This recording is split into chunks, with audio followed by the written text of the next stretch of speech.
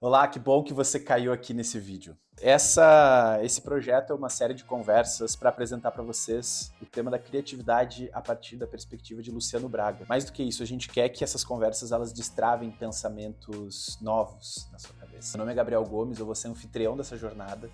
Preparei 5 entrevistas com o Luciano, é uma conversa longa que a gente vai dividir em 5 episódios. Então, por favor, traduza a sua salva de palmas num like nesse vídeo para o escritor, roteirista, cartunista, empresário, criativo e palestrante de 2 conferências TEDx, Luciano Braga.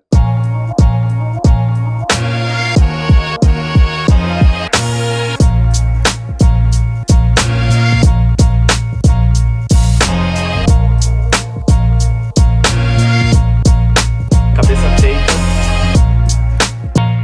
Vamos começar então nossa segunda conversa. O papo de hoje vai numa direção pulando algumas casas e olhando um pouco pro ponto B, que é quando a gente está prestes a colocar uma ideia no mundo, a expressar nossa criatividade e todas aquelas angústias, medos, receios que um ser humano que está criando eventualmente passa. Mas antes da gente chegar nessas perguntas, eu queria não dar um passo atrás, mas eu queria ouvir de novo, Lu, por que o tema criatividade te chama tanta atenção?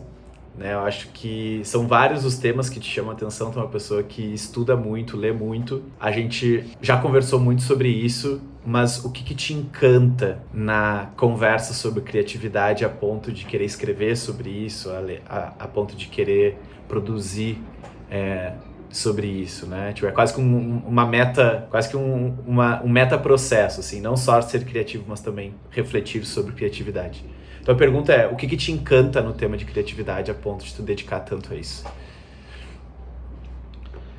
O que me encanta na criatividade, e eu acho que essa pergunta nunca foi me feita, dessa forma pelo menos não, então essa é a primeira vez que eu vou responder isso, mas eu acho que o que me encanta é a capacidade das ideias criativas, da criatividade, do diferente, de quebrar os padrões e mostrar novas possibilidades. Eu acho que eu curto muito, não sei como é contigo, com quem tá vendo aí, mas quando eu vejo uma ideia anormal, uma ideia que é criativa, uma ideia que eu nunca vi antes, uma ideia inovadora, diferente, algo nunca antes visto, isso me dá uma felicidade, me dá uma energia, me dá... Nossa, que foda, sabe? Porra, por que eu não pensei nisso?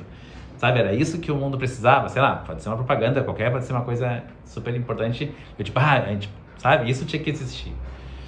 Então, me encanta a criatividade, como ela, pelo menos pra mim, me abre os olhos pra um novo formato, uma nova forma de ser, de existir, de ver, de enxergar as coisas. Por exemplo, tá a semana de 4 dias, que é uma inovação dentro do mercado de trabalho.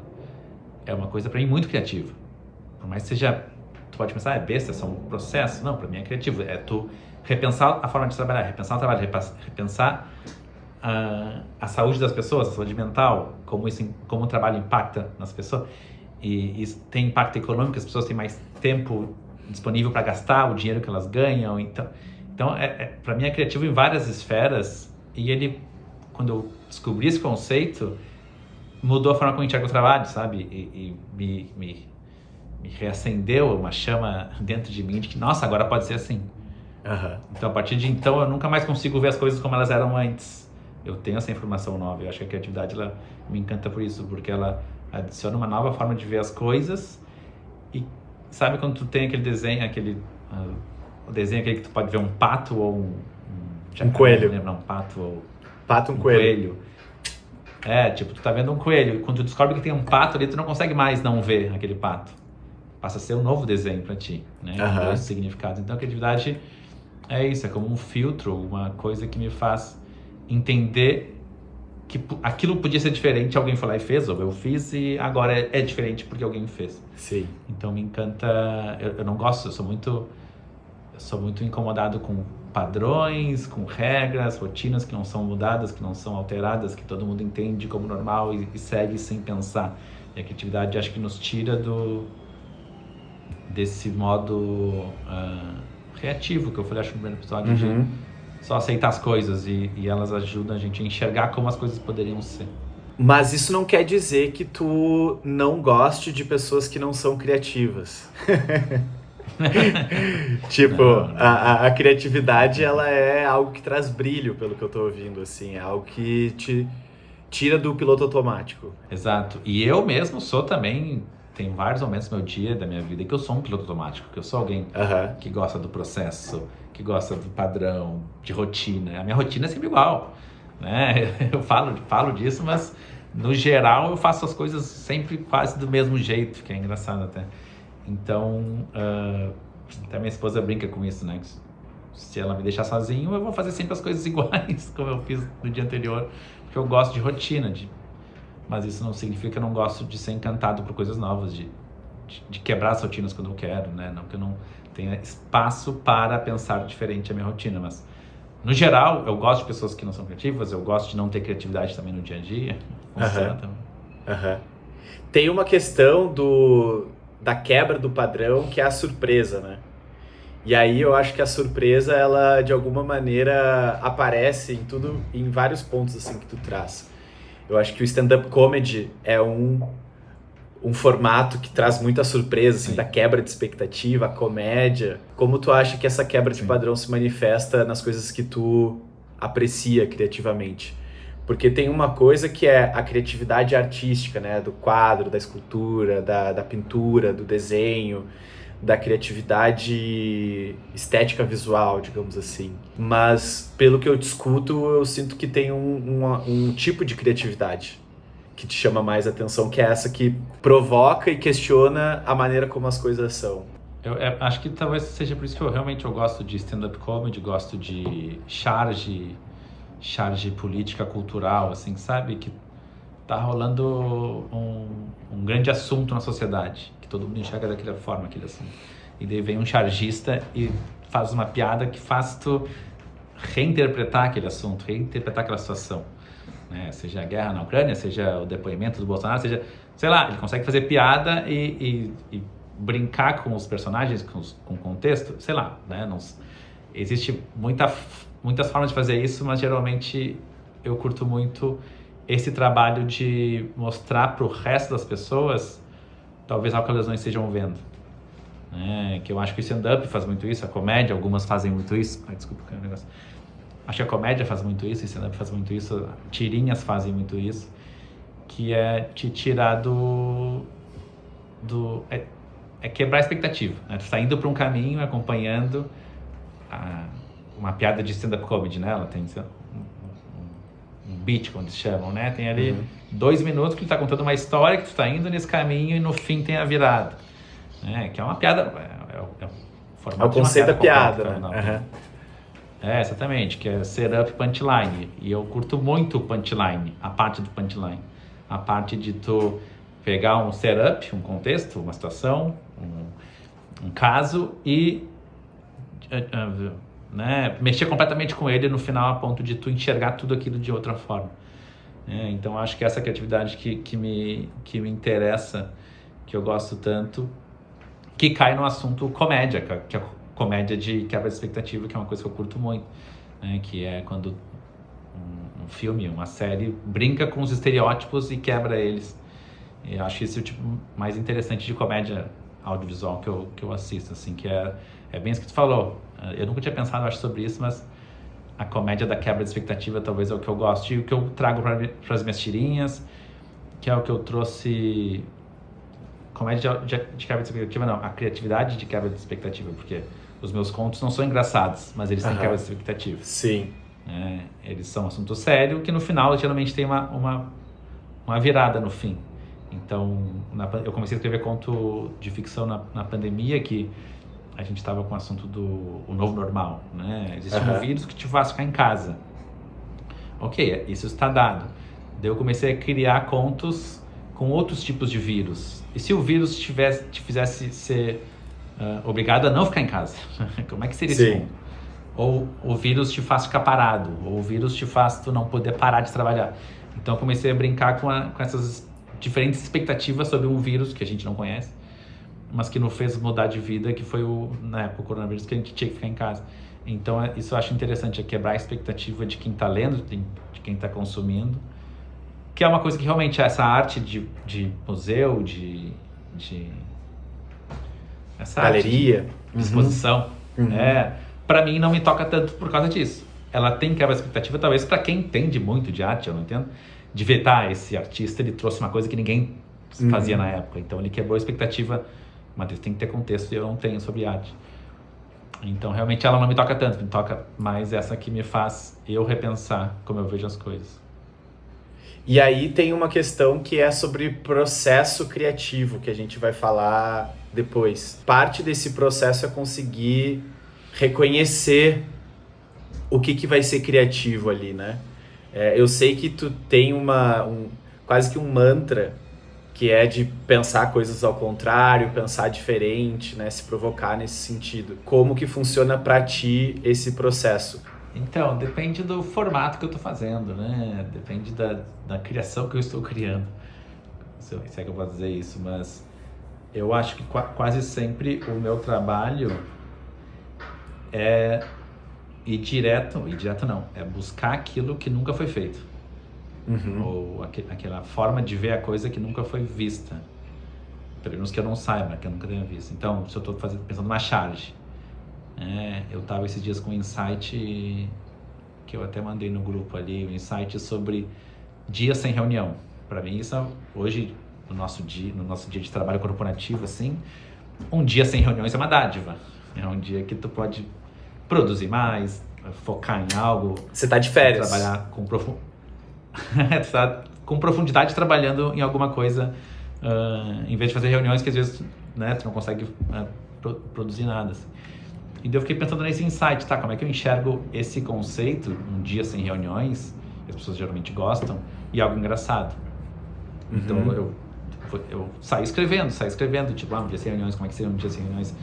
Como é que seria um dia sem reuniões na Idade Média? E daí tu começa a brincar com esse contexto, esse insight inicial, olhando de outros paradigmas, com outros olhares. E daí vou onde a minha imaginação permite, né? Como é que seria um dia sem reuniões para os peixes, para os extraterrestres? Como é que é um dia sem reuniões quando tu tá de férias, tu tá na praia, no home office? Como é que é tu ter reuniões para sempre? Então, basicamente, o meu cérebro funciona buscando possibilidades impossíveis, ou possibilidades que façam com que a gente enxergue aquele insight inicial como outra coisa. Sim. E não só como um dia sem reuniões, que é uma coisa que tu gosta. Então, o meu processo passa muito por aí, por buscar enxergar para aquilo de uma forma diferente, enxergar aquilo de uma forma... Quando eu estou fazendo um brainstorm para um briefing que chegou na agência, para um cliente, eu quero pensar como é que eu olho para esse desafio de uma forma que ninguém nunca olhou. E é o mesmo processo, né? Ao invés de estar pensando na Idade Média, em coisas absurdas que uma charge permite tu usar, eu estou tentando dentro do mercado, daquele desafio, daquele problema, uma forma que aquilo nunca foi tocada, nunca foi trabalhada, nunca foi endereçada, assim, sabe? Então, eu me incomodo com as coisas normais, então eu vou atrás do que nunca foi dito, nunca foi pensado, nunca foi minimamente ventilado sobre aquela coisa. Às vezes eu consigo chegar em ideias legais, às vezes não, né? Às vezes não dá, faz parte. Mas acho que o meu processo vai por aí. Meu cérebro fica buscando formas de eu olhar para alguma coisa, para um insight de uma forma diferente. A tua cabeça, ela vai automaticamente para uma tentativa de pensamento divergente para solucionar um problema, né? Claro, se tu julgar que aquele problema merece alternativas diferentes para uma solução. Sim. Mas isso é um pouco contraintuitivo para a maioria das pessoas, né? Por que tu acha que isso acontece e o que uma pessoa comum pode fazer para ter um pouco desse espírito do pensamento divergente numa vida que não é necessariamente criativa, né? O que ela pode fazer, assim? É justo elas pensarem, as pessoas, a grande maioria das pessoas tem ideias normais, né? Ideias normais. Faz o esperado quando surge um problema. Né? Pega uma ideia, uma resposta padrão, uma resposta clichê e aplica ela no problema e está resolvido. As soluções clichê são clichê porque funcionam, né? Um clichê é uma coisa que funciona, que tá na sociedade há muito tempo, então se tu fizer, vai dar aquele resultado esperado, assim. E eu acho que aí tem uma certa... tem conforto aí nessa ação. Tu agir de uma forma que tu sabe o resultado esperado, tu não tem surpresa. Tu não precisa investir tanto tempo assim, porque já pensaram a solução para esse problema antes. Alguém já pensou, então... uma solução clichê é algo que já foi pensado por alguém que tu só replica. Então, tu não precisa pensar a solução, ela já está pronta. E se tu quiser pensar numa solução nova, tu vai perder tempo, investir tempo, tu não sabe se o resultado vai ser bom ou não. Então, quando chega um problema, para mim, eu analiso, obviamente, internamente, se esse é um problema que vale a pena pensar criativamente e já é uma solução totalmente nova. Se não, isso aí só segue o baile, vamos fazer o que já fazem e vai funcionar. Eu quero essa resposta que as pessoas já tiveram. Então, depende muito desse momento. Acho que como dica para as pessoas, né, que como elas podem começar a pensar assim, ou investir tempo, investir energia para ter ideias criativas, basicamente é fazendo aqui doutrinando as pessoas de que fazer coisas diferentes te destaca, né? Não tem muito mistério aí. Fazer as coisas de jeito diferente nos coloca no holofote. Não estou falando do holofote ser famoso, né? Mas pegando o exemplo da Chute, a Chute não inventou a semana de 4 dias, mas a gente foi uma das primeiras empresas no Brasil a fazer. E quando a gente fez, a gente ficou muito conhecido, por um processo que era criativo para muitas pessoas que não conheciam o conceito. Ele ainda não é mainstream, né? Ainda talvez não seja. Quando a gente fez, 2 anos atrás, falava muito pouco sobre isso. A gente fez, então para as pessoas, nossa, que criativo, que legal. E isso nos colocou no holofote porque a gente fez algo diferente. Se tu pegando aqui o mundo corporativo, pessoas que fazem coisas diferentes, seja no RH, seja no financeiro, seja no marketing, essas pessoas têm destaque, sobem na carreira. Quem faz sempre a mesma coisa para ter resultados padrões não chama atenção, por ser alguém conhecido por ser uma pessoa inovadora. E todas as empresas procuram pessoas inovadoras, times inovadores. Então, pensar diferente nos ajuda a ser inovador quando precisa, né? E pelo menos no mercado de trabalho está sempre precisando, sempre querem pessoas inovadoras. Se a gente está testando, se a gente está costumeiramente tentando resolver problemas de forma criativa, de forma diferente, a gente se acostuma a pensar de forma inovadora, e quando chega problemas na nossa frente, a gente consegue trazer soluções novas que ninguém nunca fez antes, e acho que isso que leva a sociedade para frente, né? Ideias novas. Então, o mundo precisa de criatividade, precisa de inovação. Se a gente fizesse tudo como sempre foi feito, se todo mundo fizesse tudo como sempre foi feito, a gente estaria ainda na idade da pedra. Alguém inovou um dia e pegou uma pedra e transformou num machado. E daí, do nada, inventou uma casa, sei lá. Foi inventando. E hoje nós pagamos boleto, né? Tem esse meme. Que é o memezinho daquele peixe saindo da água. Alguém em algum momento errou alguma coisa ali e a gente tá pagando o boleto hoje. Sim. Tá, mas eu tô entendendo que esse raciocínio, ele parte dessa hipótese de que fazer coisas diferentes ou buscar o pensamento divergente te leva a uma solução diferente, né? E essa solução diferente, dependendo do que está emergindo, pode trazer benefícios para a pessoa. Seja um reconhecimento por ela ter encontrado uma solução diferente, seja algum tipo de holofote, né? Algum tipo de atenção. Então, tem uma aplicação prática, digamos assim, a criatividade, não só do ponto de vista de conseguir resolver um problema, mas também um benefício individual da pessoa. Isso é algo que tu fala normalmente sobre esse benefício individual que as pessoas têm quando elas buscam ser criativas? Me parece um pouco novo isso. Então, não sei se eu já falei, eu geralmente parto do pressuposto, eu parto da minha história, e quando me chamam para dar palestra, falar de criatividade é uma coisa muito subjetiva, para mim é de um jeito, para ti é do outro, para outra pessoa é do outro, e vai te levar a lugares diferentes. Então eu gosto de contar a minha perspectiva, a minha história, para mostrar que aonde ela me levou. né? E ser criativo, a partir do momento que eu comecei a ser criativo na minha vida de forma mais presente, me trouxe inúmeras recompensas. Eu geralmente conto essas recompensas, conto aonde eu cheguei, seja como eu aprendi novas habilidades, seja como eu saí da minha zona de conforto, seja como eu criei empresas, fui reconhecido no mercado, ganhei prêmios. Então, fazer as coisas padrão nunca teriam me levado a isso, né? E ter tentado ser inovador e tendo inovado algumas vezes me colocou hoje onde eu estou na minha carreira, que é um lugar que eu gosto muito, como tu leu aí no início na abertura, né? Então, eu geralmente falo do meu ponto de vista, onde é que a criatividade me levou e por que eu uso ela. Mas, além disso, eu acho que uma coisa interessante, e é como eu enxergo também, nós, como seres humanos, nessa vida que a gente tem, fazer tudo como nos pediram para fazer, para mim é chato, né? Seguir a vida como nos pediram para seguir, para mim é chato. Eu acho que a gente veio para o mundo, a gente está no mundo, a gente tem que minimamente colocar nossa visão nesse mundo, ou criar algo com nossas mãos. E quando eu falo criar algo com nossas mãos, não no sentido objetivo de eu preciso produzir algo com a mão. Não, simplesmente fazer algo, botar nossas ideias, botar nossa visão de mundo. E eu acho que a criatividade é uma válvula de escape, uma forma de dar vazão a isso.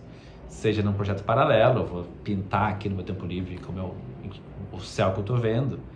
Seja dentro da empresa, eu vou tentar levar minhas ideias adiante para mais pessoas, as coisas que eu não concordo, as coisas que eu acho que pode ser diferente, as coisas que eu acho que pode ser mais interessante. Então, só dizer sim para tudo, né, me parece uma vida muito chata, assim, muito reativa, em que a gente não vai ter muitas escolhas, né? A gente vai... As escolhas já foram feitas pelas outras pessoas, a gente só vai seguir essas escolhas. Eu gosto de fazer as minhas escolhas, né? Então, a criatividade me ajuda a isso. Quando vem um problema, quando vem uma necessidade, quando vem uma necessidade de eu tomar uma decisão, se eu tenho criatividade como uma ferramenta no meu cinto de utilidades, eu acho que eu consigo ter mais resultados no fim, sabe? Mais possibilidades.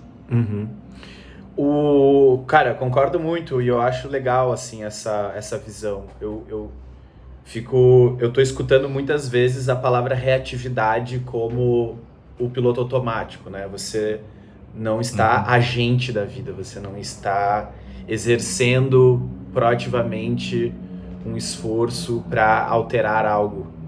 Seja essa alteração uma mudança do que existe para algo um pouco melhor, seja essa alteração algo que não existe, você pode dar vida a algo, né? Alterar, tipo, do ponto de vista de criar.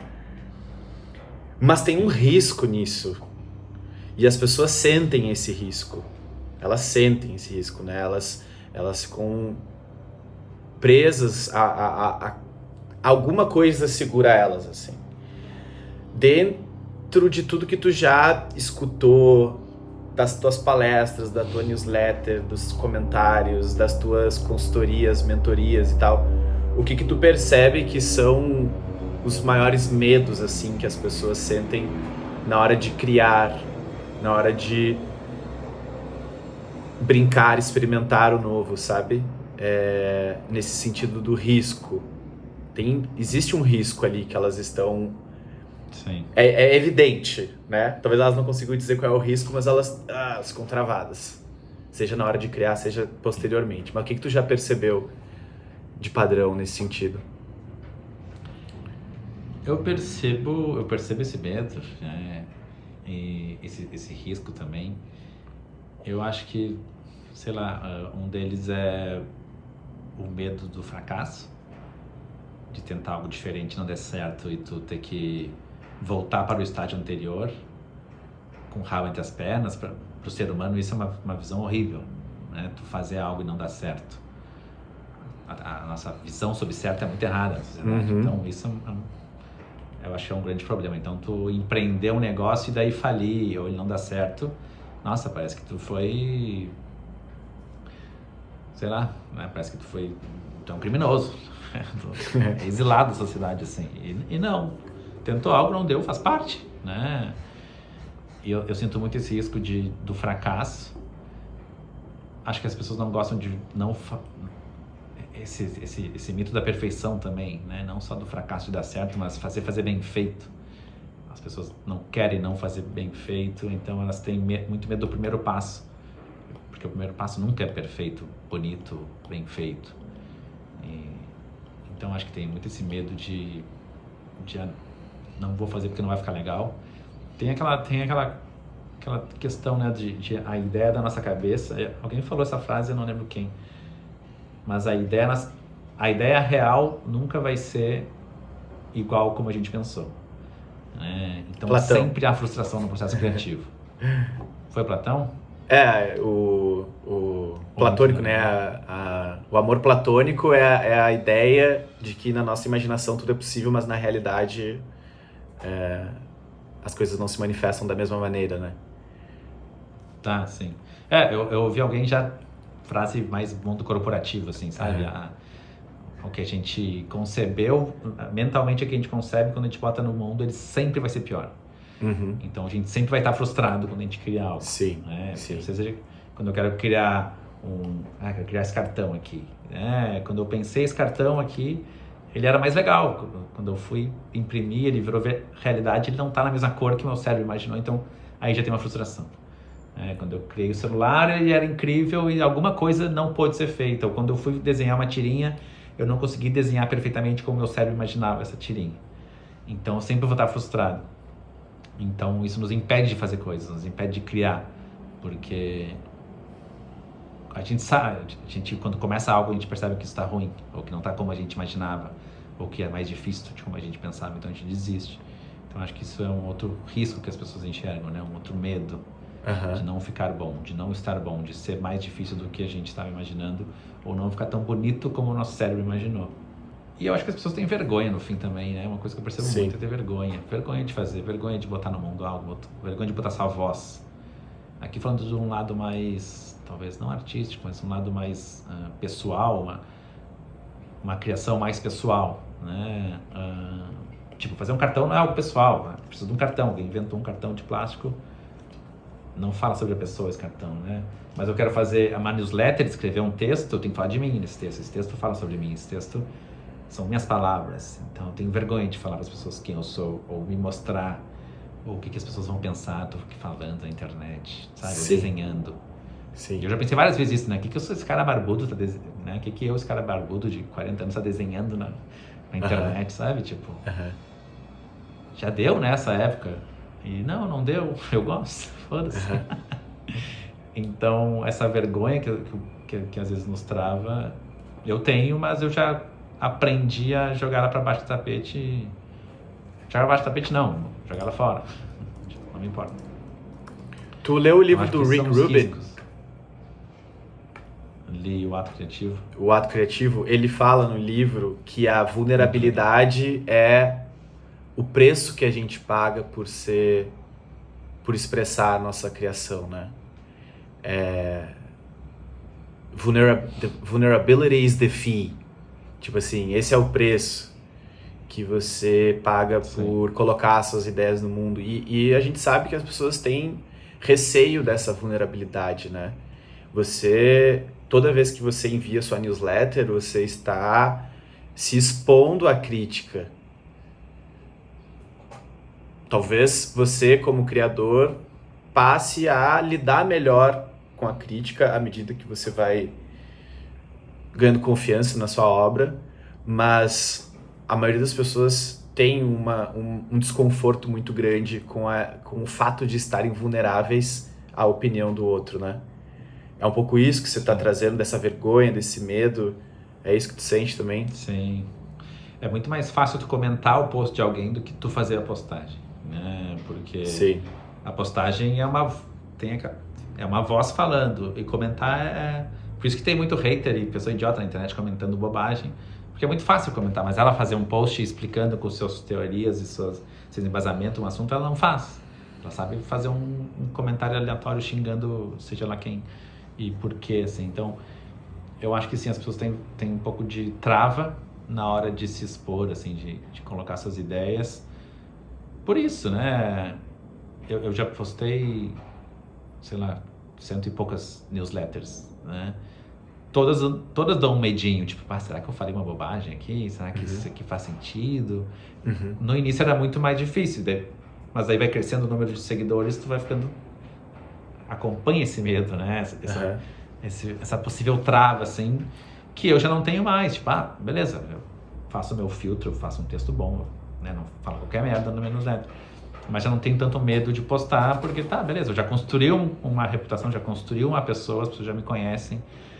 Não vou mudar de 0 a 80 uma opinião e falar um absurdo ali, sabe? Então, a prática me ajudou a não ter esse medo de ser vulnerável. Não que eu seja totalmente vulnerável. Eu não falo sobre tudo da minha vida, sobre intimidades, não falo tudo. Mas, por falar muito, eu já estou acostumado a falar e eu não tenho mais tanto medo. Eu acho que as pessoas não estão acostumadas a isso. A gente não tem essa cultura da pessoa ter o espaço de fala, que não seja num grupo de amigos, né? Tinha muitas pessoas, voltando à reatividade, voltando a esse assunto, nós somos consumidores, todo mundo, né? O que a gente mais faz no dia a dia, acho, é consumir conteúdo. Vem da TV, vem do rádio, vem do jornal, da internet. A gente ainda, embora tenha muito mais creators hoje, né? Usando essa palavra de criadores, a maioria está só consumindo, comprando, vendo conteúdo, lendo. Então, a internet interativa abriu mais espaço. Muita gente mais escreve do que escrevia no passado. Mas ainda assim, a maioria só consome, só é reativo. Então, para tu criar, tu tem que ser proativo. Então, você tem que te ouvir o que tu pensa, ouvir tuas ideias, e ter no teu âmago, sabe? E trazer coisa para fora. Isso é vulnerabilidade. Isso a gente sempre fica com um pouquinho de medo, né? Sim.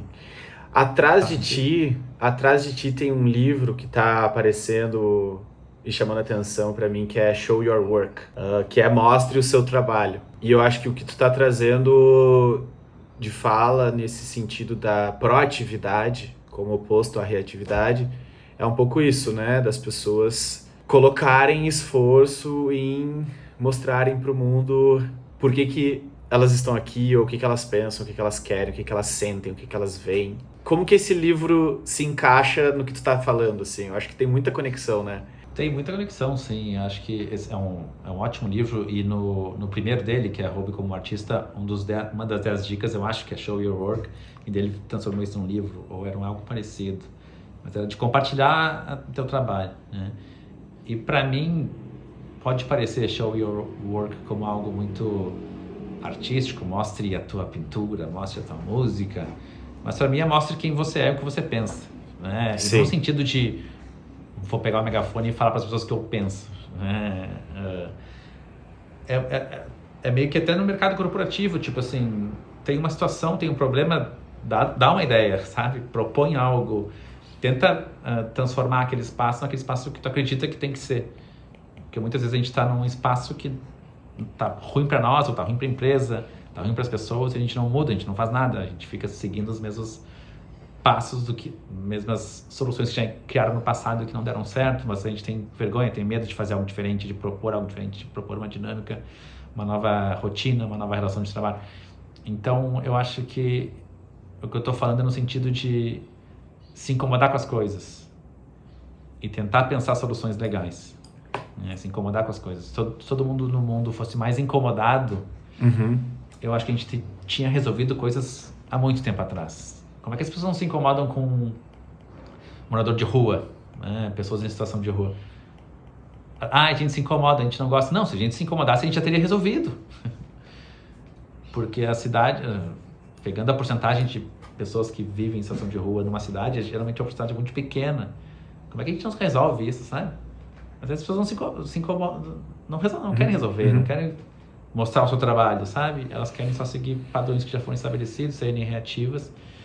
E a gente vai deixando as coisas para depois e para alguém resolver. Então, mostre o seu trabalho, é se incomodar com as coisas e crie, né? A partir do incômodo, criar coisas, criar soluções, criar novas formas de fazer as coisas. Eu acho que é um jeito da gente melhorar, seja um time no trabalho, seja tu criar tua arte, seja a gente mudar a sociedade lá fora. O conceito que eu sei que você já escreveu sobre é insatisfação positiva. Quando tu fala insatisfação positiva, tu tá falando do quê? Exatamente isso. Se insatisfazer, se indignar, né? Não estou satisfeito. Eu não estou satisfeito. Não gostei. Não pode ser assim. Mas não parar só na reclamação.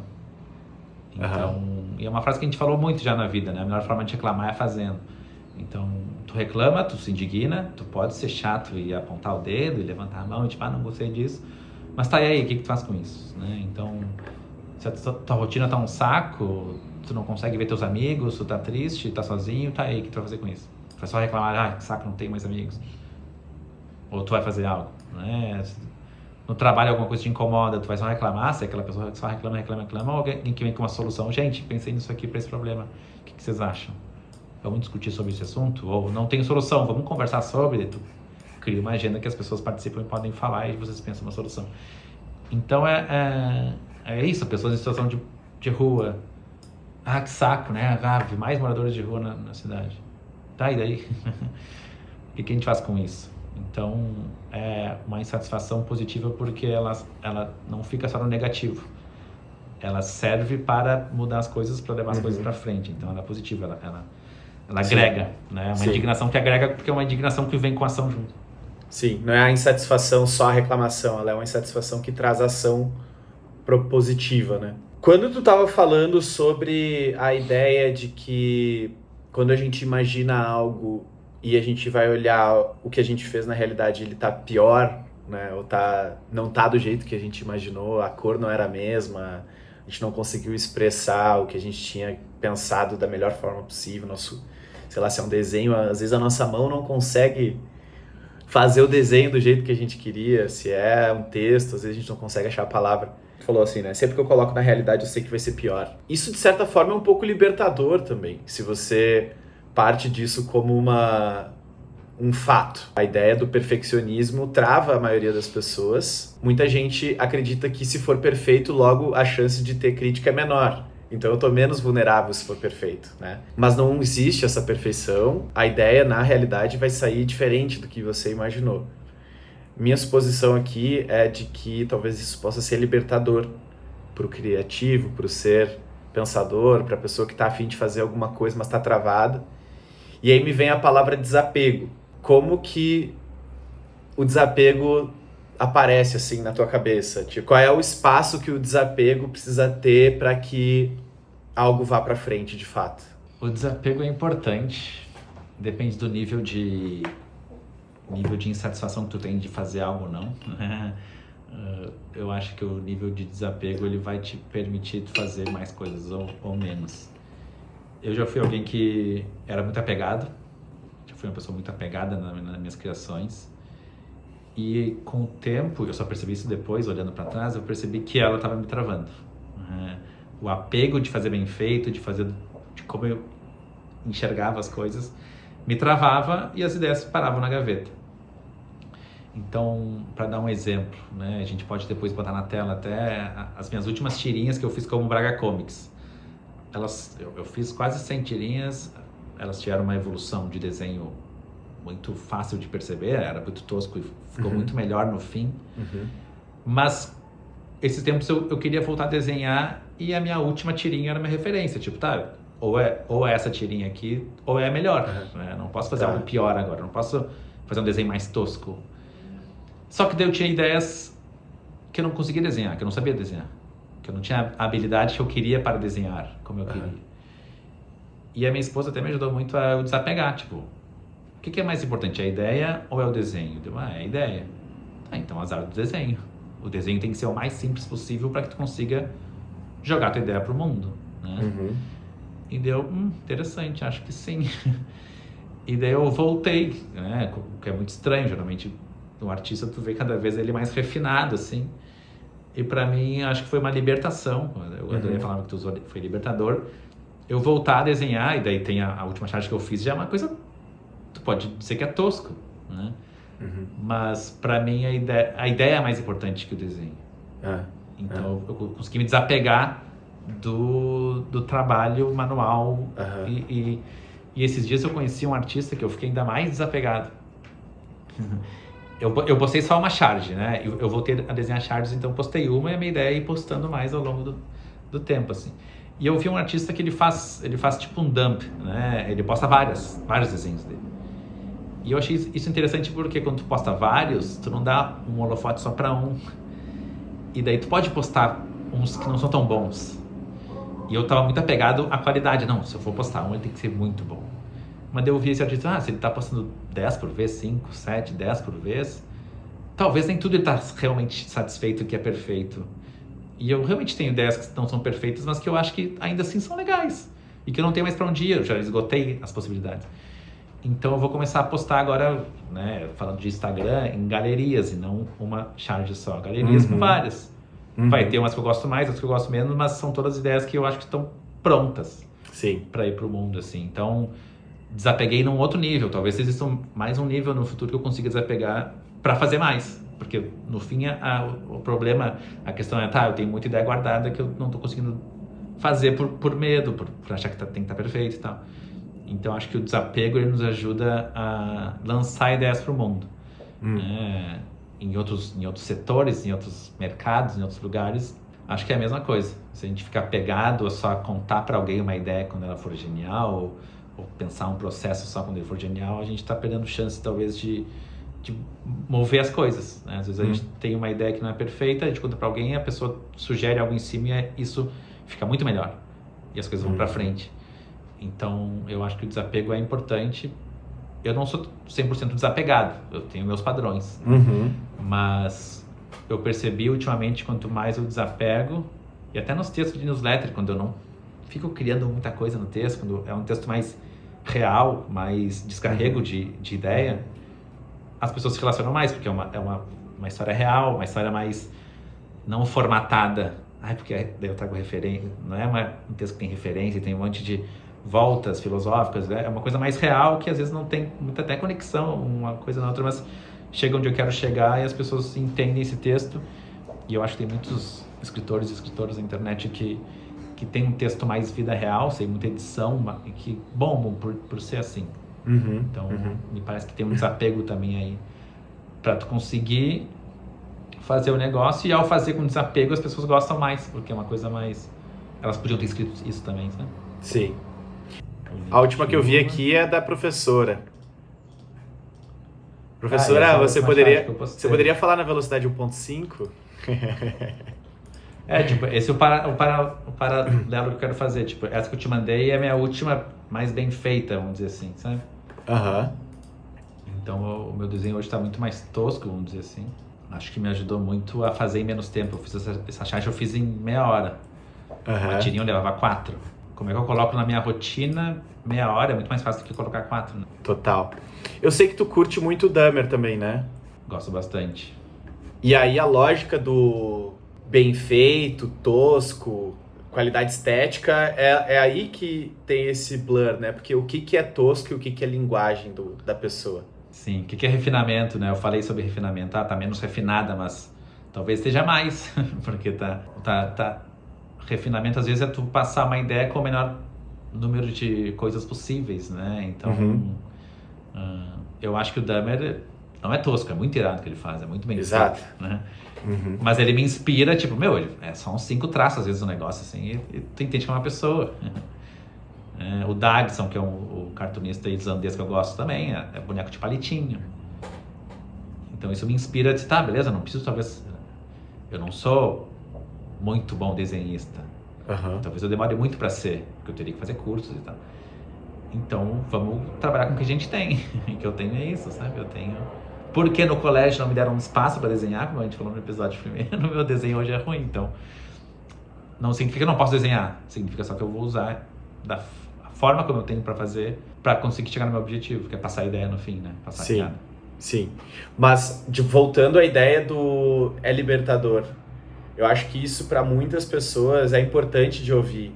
O teu padrão de qualidade pode ser um padrão romantizado, entre aspas, do que é certo e do que é errado. E como tu falou, na escola, se tu não é estimulado a encontrar a tua essência, tu acaba te comparando aos outros. Se tem algum coleguinha que desenha super bem, você passa a entender que o que é desenho bom é o do coleguinha, não o seu, que é um desenho de palitinho. Minha sensação é que, para a pessoa que está ouvindo essa conversa e tentando se encontrar nesse universo criativo, recalibrar os parâmetros do que é bom, o que é ruim, o que é certo, o que é errado, o que é lindo e o que é tosco, tem a ver com qual é a linguagem da pessoa, né? Porque é isso, assim, se você é tosco consistentemente, talvez a sua linguagem seja irada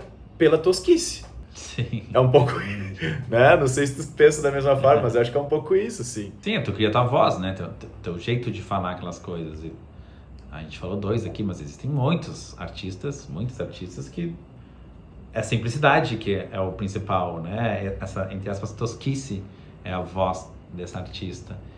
E que faz ela fazer, né? O jeito que ela gosta, o jeito que ela passa as ideias, e essas ideias às vezes podem ser incríveis mesmo sendo de um jeito, entre aspas, de novo, tosco. Então acho que é libertador mesmo tu entender que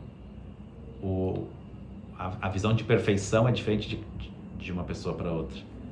E às vezes tu acha que não tá nada bom ou que tá longe do perfeito e pra outra pessoa já é muito irado.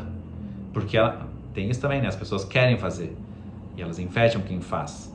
E se tu faz, mesmo toscamente, as pessoas vão achar muito irado. Sim. Porque elas têm essa própria baixa estima, vamos dizer assim. Né? Então, a minha tirinha pode... achei tosco essa tirinha, essa charge, esse desenho não tá como eu queria. Mas eu postei. E a outra pessoa não vai olhar para isso, ela vai olhar assim, nossa, que legal, o Braga fez algo. Né? E isso motiva ela. Por quê? Porque talvez ela queria estar fazendo algo também, ela não acha tempo no dia a dia, ela não sabe o quê, sei lá, pode ter mil fatores. Então, é libertador entender que às vezes a pessoa pode estar... Nós talvez somos o nosso maior crítico, né? Porque outras pessoas vão curtir, porque tu tá fazendo algo, tá colocando algo no mundo, tá colocando tua voz, tu tá sendo vulnerável, as pessoas admiram quem é vulnerável, né? Quem coloca a sua vida numa obra, numa peça, num trabalho, as pessoas admiram, tipo, a pessoa tá colocando seu coração, que legal, que bonito isso.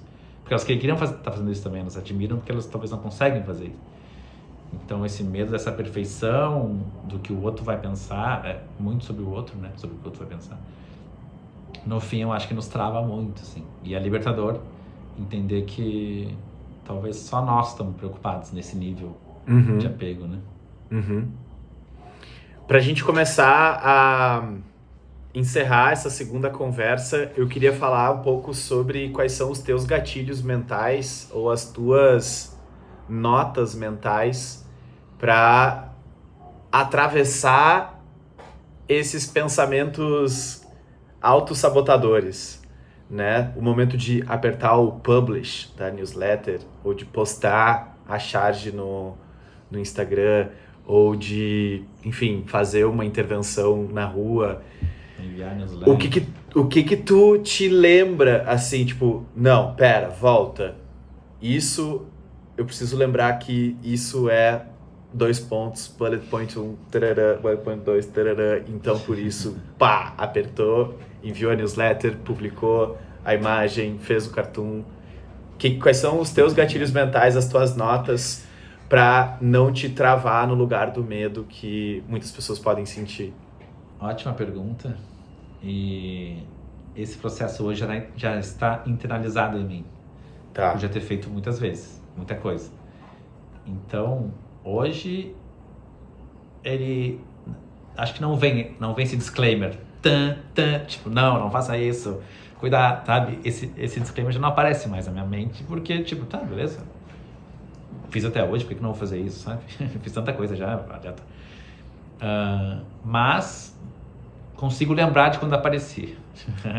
E aparecia muito tipo assim, difícil colocar em palavras, né? Mas, por exemplo, o stand-up comedy, que foi uma coisa muito aleatória que eu decidi fazer um dia, muito fora da minha zona de conforto e que exigia um trabalho grande, várias horas para treinar o meu texto. Eu pensava, se eu não fizer isso, eu nunca vou saber se eu gosto. E vá que eu goste, seja a coisa mais incrível que eu quero fazer na vida. Então, isso me motiva a fazer muitas coisas. Tipo, vá que eu goste, ou se eu não fizer, eu não vou saber. Obviamente, isso já vem de uma vontade de fazer, né? Eu não acordei um dia e vou fazer stand-up porque vai que eu goste. Eu já tava há anos olhando especiais de stand-up e pensando, isso deve ser legal. Será que eu conseguiria? Deve ser muito legal tirar a risada das pessoas, né? Fazer elas rirem. Então já foi se construindo uma vontade. Daí na hora que eu decidi foi, ou eu tento ou nunca vou saber. Então, voltando àquele papo de vir para esse mundo para deixar minha marca de alguma forma, eu vou nesse caminho, tipo, se não fizer, eu nunca vou experimentar. Se nunca experimentar, eu vou ser o Luciano que foi reativo a esse sonho, vamos dizer assim, sabe? Uhum. Não agarrou ele e não trabalhou em cima. Então, no início foi muito sobre isso, quando eu comecei a minha newsletter, quando eu comecei a fazer tirinhas, era sobre, eu acho que eu gosto disso, eu acho que eu sou bom nisso, que eu tenho qualidade, que eu posso ir longe. Se eu não testar, eu nunca vou saber se isso faz sentido, né? Então, vai muito por aí de eu me provar, eu me testar, para ver se aquilo realmente é o que eu quero fazer mais. Tá, beleza, é legal, vou continuar fazendo, sabe? E acho que tem também lembrei de um negócio outro agora, que é achar que eu tenho ideias interessantes. Daí eu, tipo assim, acho que essa ideia é interessante, o mundo precisa saber, né? Uhum. Eu acho que o mundo precisa ver, precisa consumir, precisa curtir, precisa rir disso aqui. Eu acho que isso que eu pensei é algo diferente, então eu preciso que o mundo veja. Então vem também um olhar inocente / arrogante, né? Inocente por quê? Né? Por que eu teria... Por que isso é importante para o mundo? Arrogante é a ponto de pensar, isso aqui as pessoas têm que ver, né? Então, eu acho que isso como criativo e talvez como artista, acho que aí eu me encaixo mais como artista, é querer mostrar minha arte para o mundo, sabe? Querer mostrar minha ideia para o mundo, querer mostrar a minha visão para o mundo. Eu acho que isso me faz ir em frente, né? Maravilha! Acho que terminou com chave de ouro aqui, falando a frase, é isso que me faz querer ir em frente. Hoje a gente conversou... Posso fazer... Pode? Vai. Atrapalhei, só um parênteses. Vai. Não significa que eu vou e aperto o play, aperto publicar e envio com a paz de espírito de um monge budista. É isso que eu quero saber, né? É isso que eu quero saber. O que significa esse desconfortinho aí? Toda criação, voltando ao que a gente falou antes, traz algo novo, traz uma resposta que ninguém nunca viu, traz uma coisa que pode ser recebida de diferentes formas, fala sobre ti, traz vulnerabilidade. Tudo isso me traz medo, me traz um pouco de... Um gatilho que eu tenho usado e que me ajuda muito é mostrar pra minha esposa. A Mari é alguém que dá uma validação, tipo, que legal, né? Tipo, alguém viu, gostou, alguém viu e viu que não é um absurdo, é uma bobagem. Então, mesmo eu sendo muito tranquilo no sentido de vou fazer porque eu quero, porque eu vou fazer, eu já fiz, então não tem por que fazer de novo, eu ainda tenho receio, medo, vergonha, um pouco de... Será que faz sentido? Será que as pessoas vão entender? Principalmente piada, né? Será que as pessoas vão entender? Sabe? Então, ela me ajuda a ser mais fazedor, porque ela valida, ela gosta, se ela não gosta, ela fala também. Só que ela é os olhos do público, de alguém externo que não está na minha cabeça, que consegue enxergar algo e ver isso faz sentido pro mundo. Então, isso me ajuda a apertar o botão no fim, sabe? Perfeito, então tu tá dizendo que as pessoas que estão assistindo esse vídeo podem mandar as coisas para tua esposa para ela avaliar se vale a pena ou não. Exatamente. Ela tem um e-mail que ela faz a curadoria e dá respostas em automático ali, se tá bom ou não. Não, mas eu entendi, cara, essa validação mínima, né, é um pushzinho do tipo, faz sentido, né? Exatamente, a gente se trocar ideia, tipo, isso nos ajuda a fazer, que se outra pessoa que tu confia no critério e confia na forma como ela enxerga o mundo, gostou de algo que tu fez, por que outras pessoas não gostariam, né? Então, me ajuda muito mostrar para outra pessoa. Massa. E também um pouco do que a gente falou do desapego do que é sucesso, né? Esticando um pouquinho mais a conversa aqui e resgatando um assunto que eu acho que a gente já conversou sobre, do Hábitos Atômicos. Qual é o nome do autor mesmo? James Clear. Ele fala um pouco sobre qual é o resultado, né? Se a meta é o número, tipo, 200 newsletters enviadas, você rapidamente se torna refém do número e você esquece do porquê que você está produzindo. Uma coisa é, eu gosto de escrever e newsletter é o meu formato. Eu gosto de desenhar e charge é o meu formato. Eu gosto de contar piada e stand-up é o meu formato. Independente se as pessoas gostam ou não. E aí eu acho que também talvez seja um pouco do gatilho que eu, por exemplo, tento nutrir para mim, assim, que é, eu gosto de fazer isso. Eu não estou mais buscando a aprovação de ninguém, porque no final do dia o que me dá prazer é o processo da gente estar aqui, por exemplo, agora conversando sobre esse tema.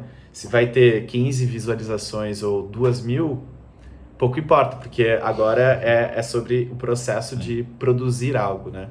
Então eu acho que ter essa nota mental é importante para quem talvez esteja vivendo essa dificuldade da barreira criativa, né? Do receio do que os outros vão pensar. Lembrar disso talvez seja importante também para todo mundo. Perfeito. E gostar de fazer, né? A gente gosta de fazer, a gente faz. Maravilha, meu querido. Hoje a gente conversou sobre um pouco do ponto B, assim, aquele momento de publicar, do receio, do medo, das travas. Espero que você que assistiu esse vídeo até agora e está aqui nesse momento tenha gostado.